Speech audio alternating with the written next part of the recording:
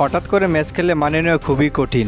Match সেরা হয়ে উপস্থাপকের প্রশ্নে একই বলেন সৌম্য সরকার। জাতীয় দলে গেল বছর 5 ধরে আসা যাওয়ার মধ্যে আছেন সৌম্য সরকার। এই সময়ের মধ্যে কখনো নিয়মিত দলে জায়গা করতে পারেনি এই ওপেনার। তবে সদ্যসমাপ্ত ওয়েস্ট ইন্ডিজ সিরিজের সবকটি ওয়ানডে ম্যাচে সুযোগ পেয়েছেন তিনি। প্রথম ম্যাচে ব্যর্থ হলেও দ্বিতীয় ম্যাচে 45 এবং আজ শেষ ম্যাচ করেছেন 91 রান, যদিও সেঞ্চুরির আক্ষেপ থেকে গিয়েছে তার মধ্যে।